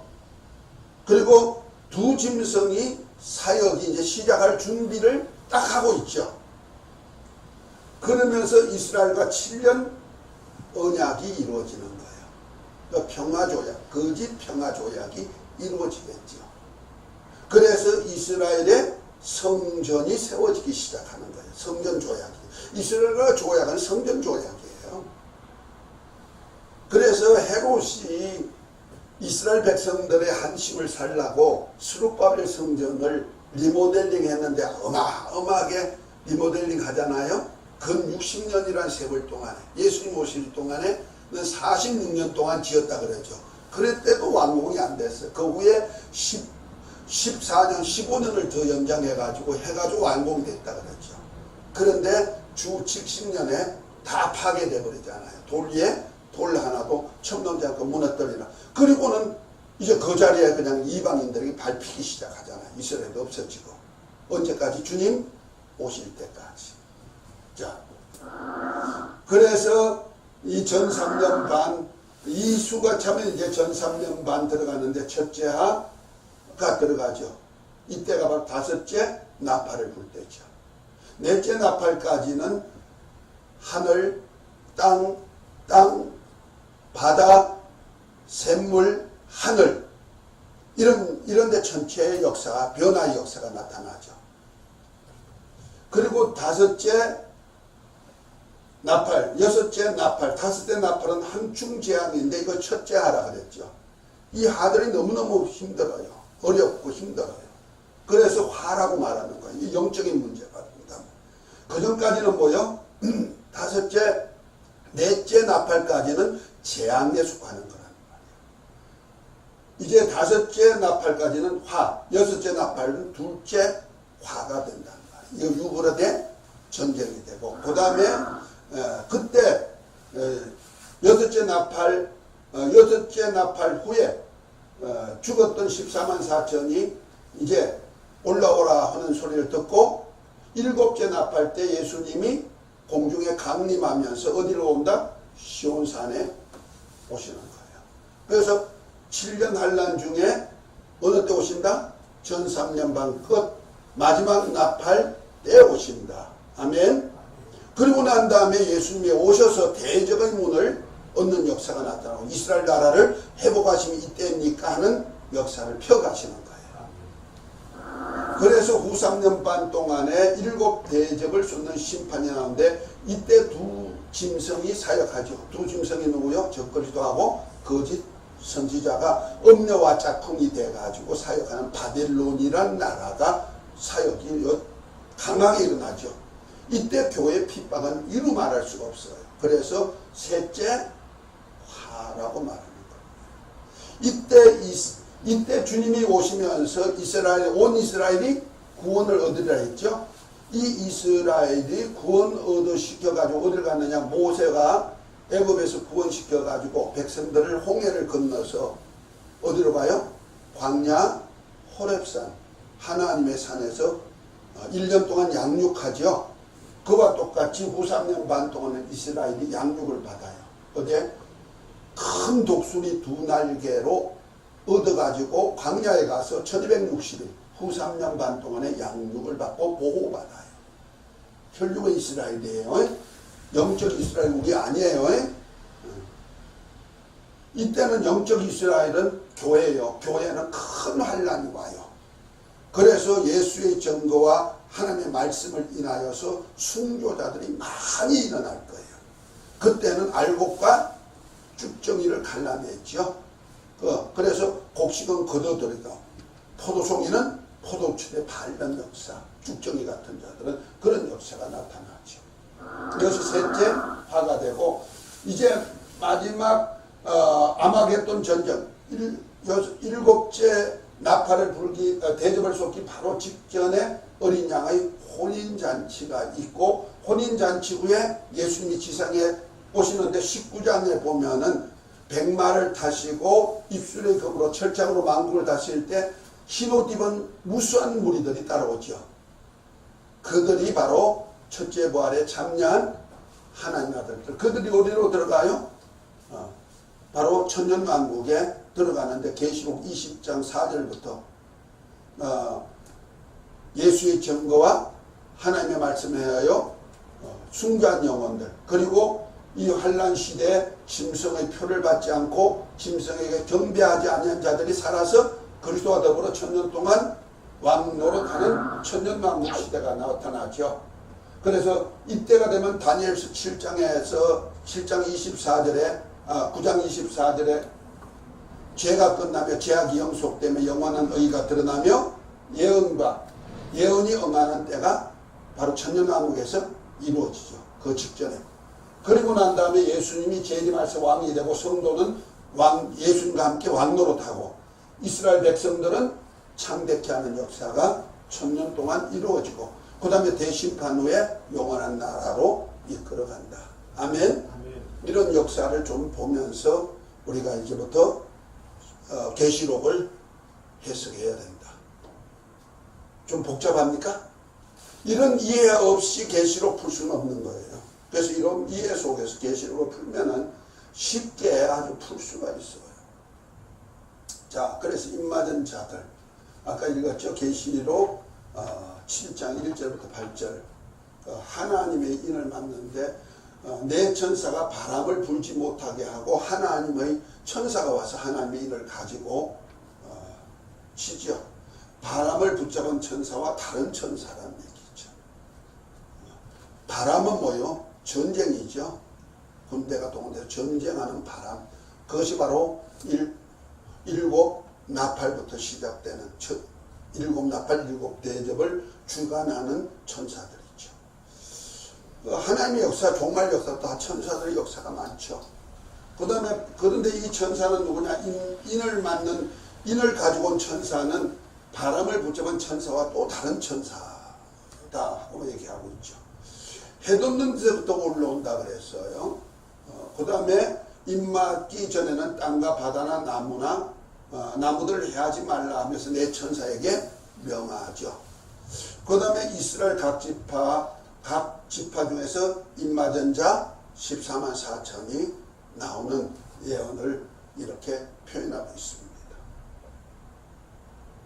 자, 땅과 바람, 사방의 바람을 받은 천사. 내 천사가 땅에 내 모퉁이에 서 것을 본다.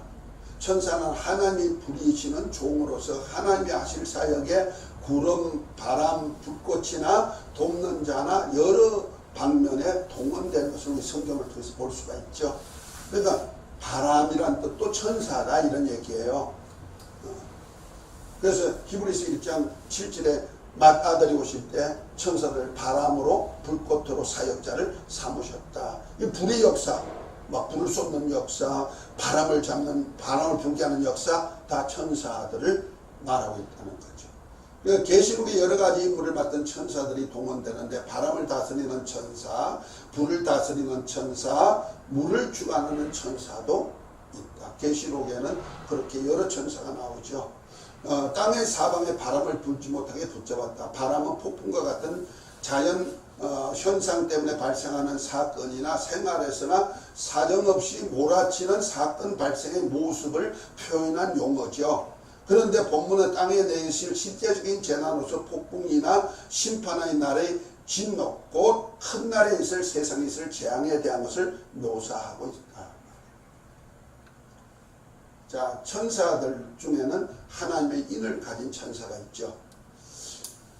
하나님의 이름을 도장, 인이 뭐냐? 도장이죠. 이름 새긴 도장. 다른 천사가 하나님의 인을 가졌다. 하나님의 인을 치는 천사는 땅이나 바다를 해롭게 할 권세를 가진 천사에게 명한 것을 보면 직분상으로 상위의 권세를 가진 천사로 보인다. 인은 소유권을 얘기하죠. 그래서 낙인이라 그랬어요. 바울은 고린도후서 1장 22절에 뭐예요? 나는 하나님이 하나님의 하나님의 화인을 가지고 있다 그랬죠. 하나님의 인을 만난단 말이에요. 하나님의 인 하면은 자기의 어떤 소유권을 말하죠. 옛날에 지금은 없는데 제주도에 가면은 조랑말을 많이 길렀다 그래요. 그러면 그 주인들이 각각 있어가지고 주인 표시를 한답니다. 안 그러면 섞여버리니까. 그래서 불에다가 달구는데 어떤 사람은 기어, 어떤 사람은 가, 어떤 사람은 뭐 A 이렇게 해가지고 도장을 만들어가지고 불에다가 그렇게 해가지고 엉덩이 여기다 지진대요. 그러면은 피루가 타잖아요. 그래서 글자가 그대로 새겨져. 그래서 소유권을 말한단 말이에요. 도장을 찍는다. 나타는 보호법인데 보정을 나타낼 때 정표로 신학교에는 성령을 통해서 우리가 보정을 받죠. 로마서 8장 15, 16절에 보면 얘기하죠. 우리가 종의 영을 받지 않고 양자의 영을 받았으므로 하나님을 아바 아버지라 부를 수 있는데 성령이 친히 우리 영으로 우리가 자녀에서 증거한다. 고린도 후서 1장 마지막에 보면은 우리를 인치시고 성령으로 보정해 주었다. 인을 친단 말이에요. 누구로? 예수 이름으로. 천사들에게도 똑같아요. 하나님의 종들이 입맞은 시기인데 일곱째 인을 때는 시기 전이죠. 그러니까 여섯째 인 때까지 입맞은 자 수가 다 찬다는 거죠. 일곱 나팔의 심판이 있기 전 3년 반의 환란 전이다. 곧 이스라엘 중에 14만 4천 명이 하나님을 만난 그때부터 일곱 나팔의 재앙이 시작된다고 보면 되는 거예요. 이들이 사역 기간은 일곱 나팔 전 3년 반 때이고 일곱 대접 후 3년 반 기간은 부활체를 입고 주님과 함께 시온산에 임한다. 그러니까 부활체를 입고가 아니고 부활체로 오시는 주님과 함께 입고가 아닙니다. 말이 잘못됐습니다. 부활체를 입고 오시는 주님과 함께 시온산에 같이 강림하는 역사가 나타나죠. 이들은 부활체가 아니에요. 자, 계시록 11장을 한번 봅니다. 여기서 우리가 용어 해석을 참 잘 해야 될 것이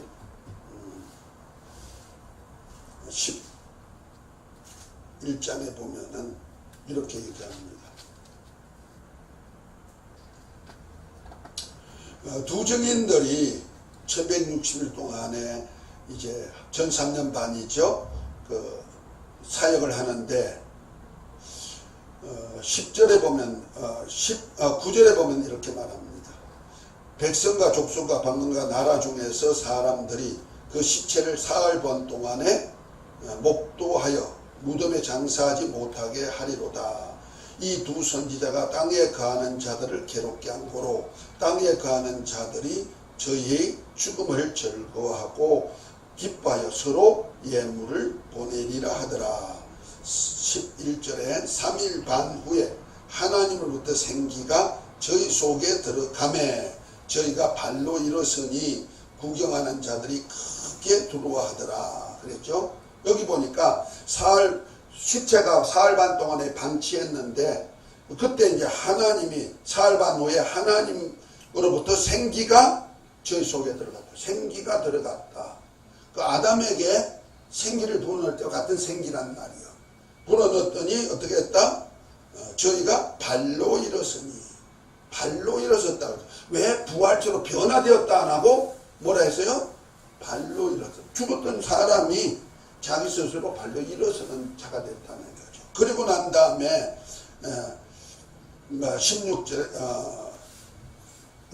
12절에 하늘로부터 큰 음성이 있어 이리로 올라오라 함을 저희가 듣고 구름을 타고 하늘로 올라가니 저희 원수를 또 구경하더라 그랬죠. 하늘로 올라가니까 엘리야가 변화돼서 올라간 것이 아니고 그냥 올라가듯이 엘리야 같이 올라갔다 이 말이요. 올라가다가 엘리야는 옷이 땅에 떨어졌지만 몸이 없어져 버렸으니까 옷이 땅에 떨어졌지만 이들은 이 몸이 어디로 와요? 14만 4천이 계시록 14장을 한번 봅니다. 계시록 14장. 이 14만 4천이 14장 1절에 또 내가 보니 보라 어린 양이 시온산에 섰고 그와 함께 14만 4천이 있었으니 그 이마에 어린 양의 이름과 아버지 이름이 쓴 것이 있더라 그랬죠. 이들이 이제 (13년) 반 동안에 예수님을 증거하던 증인들, 두 증인들이 있죠. 이들이 하나님의 천사로부터 인을 받았는데 누구 이름으로 입맞았다? 하나님 어린 양의 이름으로 입맞았다. 곧 예수 이름으로 입맞았다 이런 얘기예요. 아멘? 그러니까 이렇게 이런 사람들이 이제 부활체를 입고 오시는 주님과 함께 시온산에 올 자들이다. 자, 하나님의 입맞은 수가 이스라엘 12지파 중에서 하나님 입맞은 수가 각 지파 12,000명씩 총 14만 4천명입니다. 이스라엘 각 지파 중에서 택한 자에게 하나님을 친다. 이스라엘 12지파에서 14만 4천을 하나님의 종으로 인친다. 각 지파 12,000명이 하나님의 종으로 입맞는다. 입맞은 수가 14만 4천의 수인데 이 수에 대한 견해가 한 3가지 정도 나왔는데 문자적인 수의 견해, 이스라엘 중에서 12지파에서 14만 4천이 실제적인 수로 보는 경우가 있고, 그 다음에 상징수로 보는 경우도 있고, 또 어떤 거는 이거는 상징수 중에서 기독교인으로 보는 수도 있고, 이렇게 여러 가지가 있습니다. 보편적으로 우리가 기독교에서 얘기하는 거가 뭐예요? 이 14만 4천이 누구의 상징이다? 기독교인의 상징이다. 기독교인의 대표급에 속하는 것으로 온 교회가 교회를 상징하는 것이다. 이렇게 표현하고 있거든요. 그런데 그렇게 해석하면은 후속사 해석이 안 돼버리고 아브라함과의 언약이 안 돼버리죠. 그 영적 이스라엘만 가지고 해석하면 안 된다는 얘기죠. 자, 그 다음에 큰 무리의 수가 나오죠. 아까 큰 무리의 수는 이제 제가 대충 읽었습니다. 전 세계에서 셀 수 없이 큰 무리가 나온다. 나라와 족속과 방언과 이루 말할 수 없는 수.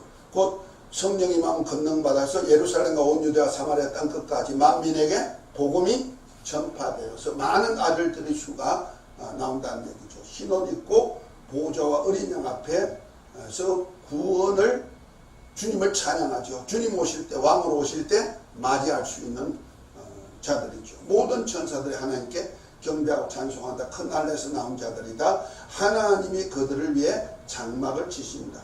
해나 뜨거운 기운이 상함이 없다. 어린 양이 목자가 되시고 모든 눈물을 씻어 주신다. 아까 9절부터 읽었던 대충 그렇습니다. 자, 아까 봤던 거 한번 다시 봅니다. 순교자, 죽임을 당한 형제가 나오고, 그런데 그것이 형제, 종, 선지자 이렇게 나왔다. 성도. 동무종들은 천사로 말하는 입맞은 종들 14만 4천이고 순교자 형제는 성령으로 입맞은 하나님의 아들들이다. 순교자 동무종들과 형제들 정치를 이해하는 것이 계시록을 푸는 열쇠가 되는 거예요. 자, 동무종들과 형제들의 비밀, 계시록 6장 11절 아까 읽었죠?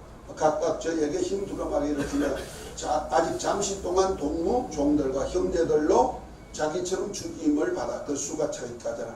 아까 계시록 11장 18절에도 우리 한번 읽어봤지 않습니까? 그건 이방인 분남에 주의 진노가 임하고 죽은 자를 심판하시며 종 선지자들과 성도들과 물은 대수하고 주의 이름을 경외하는 자들에게 상 주시며 또 땅을 망하게 하는 자들을 멸망시킬 때다 하고 주님이 오셔서 마지막 나팔 오셔서 하시는데 종 선지자가 있고 성도들이 있다. 그리고 주의 이름을 경외하는 자들도 있다. 이렇게 표현하죠. 요한계시록의 종 선지자들과 성도 곧 형제를 구별하여 말하고 있는 것을 본다.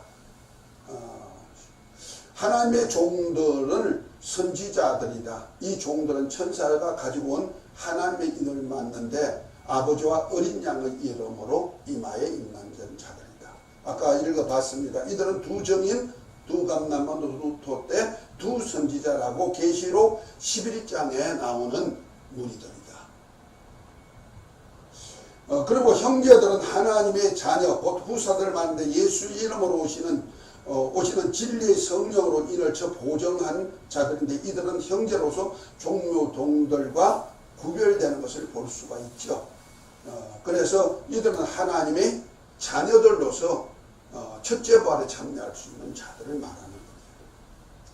종들은 주님 강림하실 때 시온산에 함께 와서 이스라엘 나라를 회복하고 성도는 혼인잔치에 참여할 자들이다. 이들이 다릅니다. 종들이 그 발로 일어서서 올라오란 소리를 부활로 생각하면은 어린 양의 혼인잔치보다가 먼저 앞선 부활체가 있다는 얘기가 되죠. 그러면 뭐와 또 연관이 안 되냐면은 고린도 전서 15장에 보면은 22절부터 보면 아담 안에서 모든 사람이 죽음같이 그리스도 안에서 모든 사람이 삶을 얻은데 첫 열매는 부활의 첫 열매는 누구? 그리스도. 그 다음에 그리스도께 강림할 때 그에게 붙은 자여 그 후에는 나중이니 이렇게 표현하잖아요. 그 부활의 순서를 얘기하고 있는데 지금 주님은 부활체를 입고 하늘에 가셨고 이제 주님 다시 오실 때 그리스도께 붙은 자들이 첫째 부활이란 말이야. 그런데 종들이 첫째 부활이라고 한다면은 어린 양의 혼인잔치는 마지막 부활이 되어버리잖아요. 그죠? 그래 되면 천년왕국 후의 부활은 어떻게 되느냐? 모든 사람이 부활체를 입을 때 그건 어떻게 해석하느냐? 그래서 부활의 말씀을 하려 보니까 종들이 부활은 보지 않고 뭐로 본다? 그냥 죽은 자가 살아났다. 이는 마치 뭐와 같다면은 예수님께서 십자가에 달려 죽으실 때 엘리 엘리 라마 사박다 죽으실 때 땅이 막 지진이 나고 천둥 번개가 치면서 자던 성도들이 무덤이 열리죠. 마태복음 26장에 나오는 얘기. 자던 성도들이 무덤이 열려가지고 그들이 사람이 살아있어. 숨을 쉬어. 그런데 언제까지 있더라? 예수님이 부활하실 때까지 그 모습으로 있다. 부활한 후에 살아서 예루살렘에 가가지고 증거했다 그랬죠. 이건 난해 구절이거든요. 그와 같은 현상이 바로 이스라엘에게 나타났다는 거죠. 에스겔서 37장에 군대와 같은 자들이라 생각하면 되는 겁니다. 자, 계시록 7장 12지파는 야곱의 자손 12지파 중에서 단 지파와 요셉의 두 아들 중에서 에브란 지파가 빠졌다. 왜 빠졌을까? 여기에 저는 의문을 좀 가져봤어요. 단 지파가 빠진 근거가 뭘까? 창세기 3장 15절에 보니까 뭐가 나와요? 여자의 후손과 뱀의 후손이 나오죠. 그런데 창세기 49장에 야곱이 12아들을 놓고 각각 마지막 임종 기도를 해주지요. 임종 예언이에요. 그때 보면 단지파 예언이 나오는데 창세기 49장 16절부터 18절에 나오는 거예요. 이것이 요한복음 6장에 보면은 마귀로 표현하고 있다는 말이야. 누구와 같이? 바로 가롯 유다와 같이 마귀로 표현하고 있단 말이야. 다는 라헬이 형 레아를 질투하여 여종 비라를 통해서 낳은 자식이죠. 야곱의 임종전에 예언한 유언이 다는 이스라엘의 한 지파같이 백성을 심판할 자로서 단의 길은 뱀이요 척경은 독사로서 말굽을 물어 탄 자를 뒤로 떨어지게 할 자라고 예언하고 있죠. 자, 이스라엘 한 지파같이 백성을 심판할 자다. 백성을 막 억압하고 다스릴 자란 말이야. 단의 길은 뱀이다. 단은 뭐야? 뱀이란 말이야. 독사가 돼가지고 말탄 자의 말굽을 떨어진다. 결과적으로 예수님이 나귀 타고 입성하실 때 그걸 무너뜨린 자가 누구다? 가롯 유다. 그래서 가롯 유다를 뭐래? 너는 마귀다 그랬잖아요. 그와 같이 한 자다 이런 얘기죠. 단지파 자손과 성전 건축 역사입니다. 참 이 비밀을 알면은요, 마지막 날에 성전 건축이 누가 하는가 나오죠. 자, 성막 제작 시 유다 지파 자손 부살레라고 단지파 자손 올리압이 함께 성막 책임자로 제작한 거예요. 성막을. 유다 지파와 단지파가 뭘 세웠다? 성막 세운 거예요.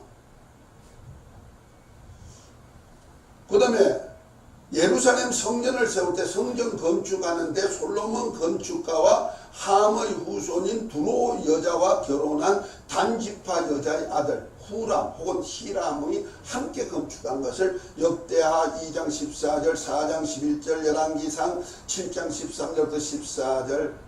이번이 납달리 여자, 납달리 지파 가부의 아들 히람으로 기록되어 있는 것이 열왕기상 7장 13절에 나오죠. 그 납달리 여자 히람이라 그랬어요. 그 납달리 지파 가부. 이 가부가 누구냐면은 단지파 여자란 말이에요. 단지파 여자. 단지파 여자에서 자식이 나오는 거예요. 단지파 여자의 자식이 누구요? 히람이라고. 후람이라고도 하죠. 그 두로왕 히람하고 동명이인이죠. 이가 성전 건축 기술자죠. 그래서 솔로몬 건축할 때 여가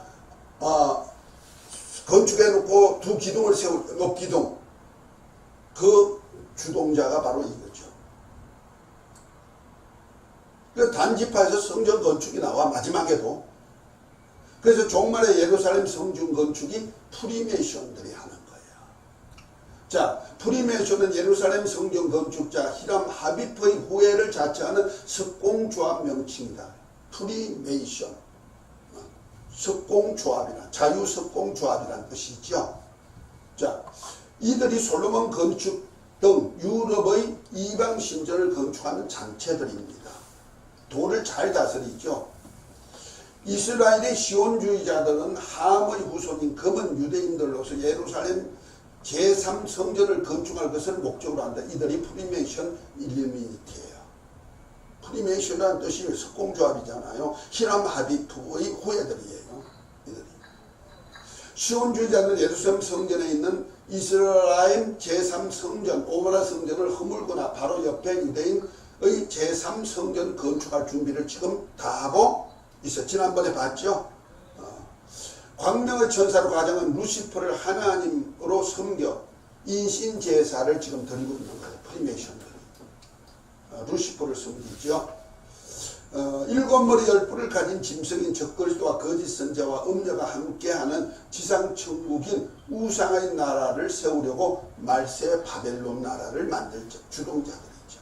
그럼 바벨론 나라는 정치 7머리, 경제 10뿔과 10뿔을 탄 음녀, 7머리 10뿔을 탄 음녀, 종교, 그러니까 정치, 경제, 종교가 합쳐진 나라가 뭐다? 말세 바벨론이죠. 옛날 바벨론과 같은 그런 거예요. 그런데 지금은 7머리 10뿔을 짐승을 누가 타요? 여자가, 음녀가 타죠. 지금 로마 카톨릭이 음녀가 세계 정치 경제를 타고 또 쫓아다니잖아요. 지금 그 상황이죠. 자, 뱀의 후손을 멸하시는 여자의 후손이 나오죠. 요한일서 2장 8절. 뱀의 후손을 멸하실 여자의 후손이 나오죠. 이건 뱀의 후손인 거예요. 자, 여자의 후손이 누구예요? 예수 그리스도죠. 자, 히브리서 2장 14절 자녀들이 혈육에서 그도 한 모양으로 혈육에 속하여 사망으로 말미암아 사망의 세력을 잡으며 마귀를 없애하고 또 죽기를 무서 일생에 매어 종로한 모든 자를 놓아주려 하시는데 이것이 아브라함의 자손들을 놓아주려 하십니다. 아멘. 아브라함 같은 아브라함에게는 혈육의 자손도 있고 영적 자손도 있단 말이에요. 그것이 예수님이 오셔서 놓아줄 일을 하기 위해서 여자의 후손으로 오셔서 사용한다. 자, 그러니까 마지막에 하나님의 성전도 누가 세운다? 유다 지파하고 단 지파 후손에게서 세운다는 거죠. 그 유다 지파에서 나온 후손이 누구요? 예수 그리스도. 여자의 후손으로 오신 거예요. 또 뱀의 후손으로 온 자가 누구요? 단 지파 여자 아들 히람 하비프.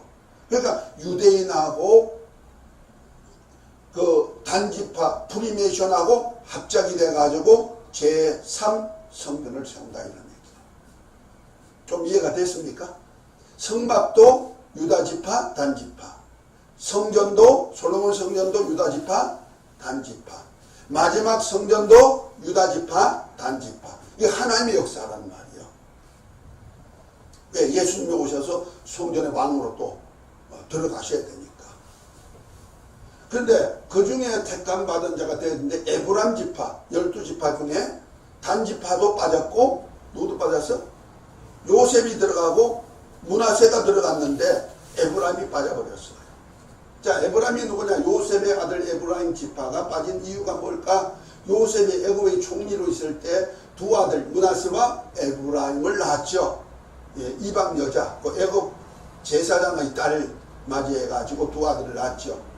요셉이 두 아들을 축복하고 기업으로 주식을 야곱을 통해 예언을 한 것이 창세기 48장 16절부터 1절부터 6절에 나오죠. 요셉이 가지를 무성하게 하고 하늘의 복과 원천의 복과 정인의 복과 태의 복을 주고 형제 중 뛰어난 자의 정수리로 돌아가게 할 예언까지 다 해줍니다. 그리고 가나안 땅을 분배할 때 므낫세 후손에게 요단강 동편 땅과 서편 땅을 주고 에브라임은 여리고 주변 땅을 기업으로 주었죠. 두 족속이 또 가나안 땅을 정복할 때도 이렇게 땅을 기업으로 받죠. 그런데 에브라임 지파는 하나님의 입맞음에서 왜 제외됐을까? 땅에서 올라오는 짐승인 거짓 선지자가 나올 가능성으로 보는 거예요.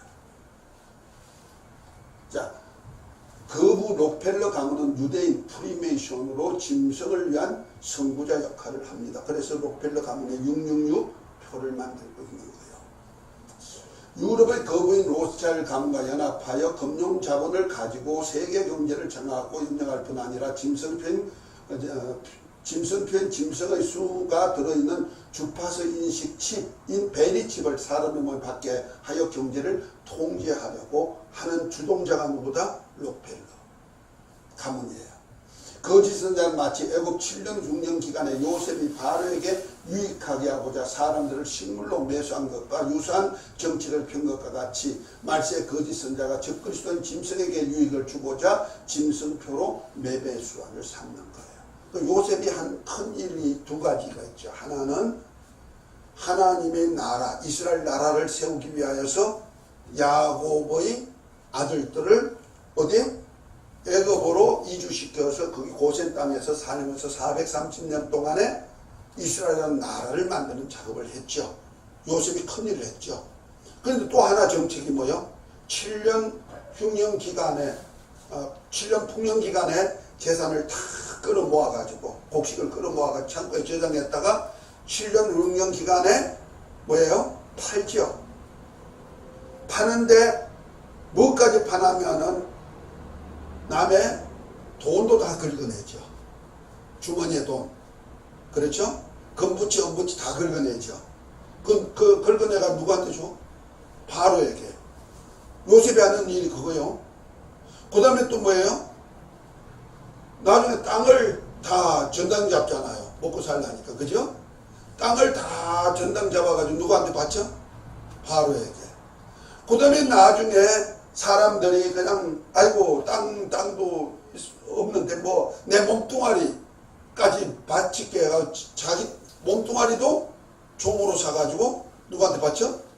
바로의 종이 되게 만들어. 그러니까 요셉이 한 큰일은 하나님의 나라를 세운 이스라엘 백성들을 애굽에 가게 하는 큰일도 했지만은 하나는 애굽 왕 바로를 유익하게 했단 말이야. 이것이 두 아들도 나타나는 거예요. 아멘. 에브라임과 므낫세로 나타난단 말이야. 이해가 됐으면 하면 그 중에 에브라임은 누가 나와? 거짓 선지자가 나와서 바로 적그리스도한테 바치는 역사를 하죠. 그것이 바로 짐승표를 통하여서 적그리스도에게 우상화시키고 경배하게 만드는 역사를 한다. 아멘. 자, 여기서 이제 오늘은 여기까지로 하겠습니다.